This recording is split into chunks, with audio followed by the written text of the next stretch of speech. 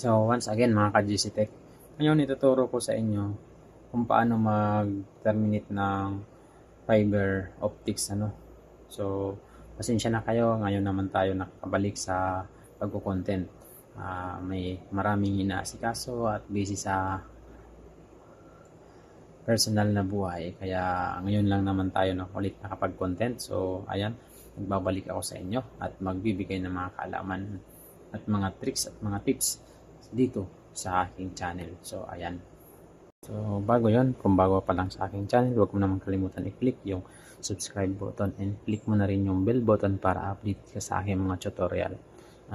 So tara, simulan na natin kung paano mag-terminate ng fiber optics ng ganito. Ang gamit natin ay itong maliit So ito yung kailangan natin, yung connector ng fiber pang terminate natin. So ito yung fiber at ito naman yung pang putol, yung tools. Ayan, fiber caliber. So ito yung kailangan natin at ito yung guide natin.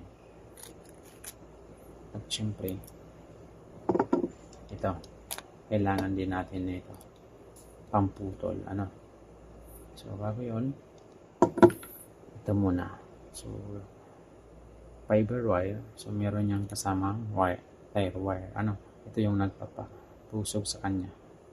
So babakbakin lang natin, hiwalayin lang natin siya, ganun. So kapag okay na, ito na yung sunod natin. Papasok natin dito ng fiber. Yan. Tapos ito yung guide niya. Yan, dito hanggang dito. Tapos pipigan nyo to. Ganyan. Once na natin, hihilahin nyo, hatakin nyo. Ayan. Ito na yan.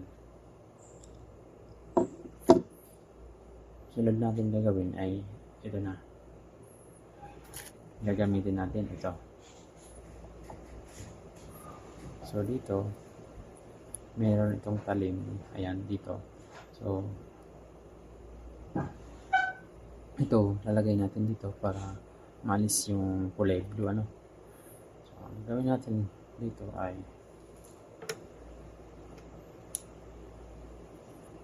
ilalagay natin dito. Ayan. So nasa number 16 yung size nito. Ay dyansayin mo rin kung ilan yung sukat nito. So ayan. Tapos nilock natin and ihilahin natin dahan-dahan. Ayan. Tapos ulitin natin ulit. Ayan.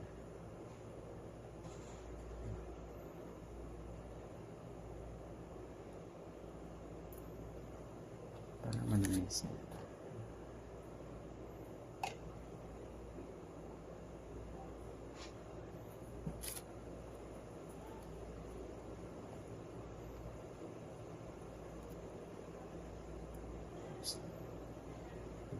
Dito naman yung guide, yung guide pagpuputol nito, kailangan mo alam mo rin yung sukat nito.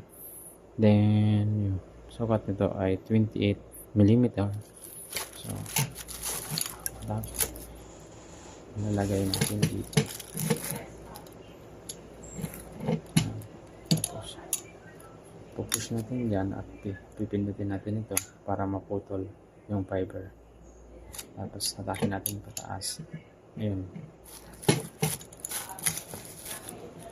Tapos sunod nito, nalagay natin dito.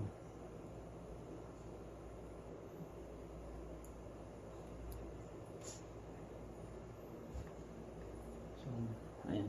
So bago dapat ito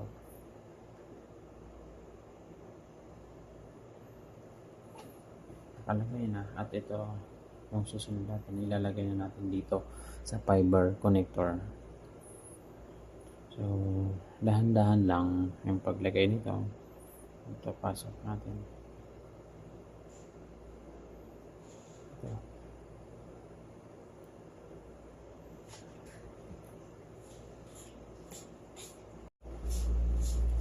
So, ayan. Nalagay na natin. Sunod natin ito.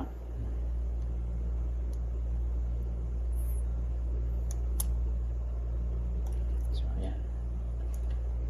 So, ganun lang pag-determinate mga boss.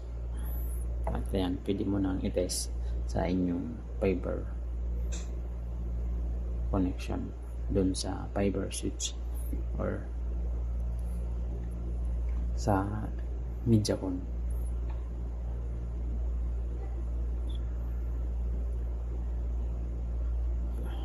Ayan.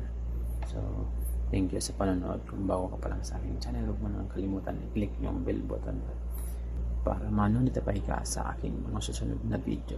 See you on my next video guys. Thank you.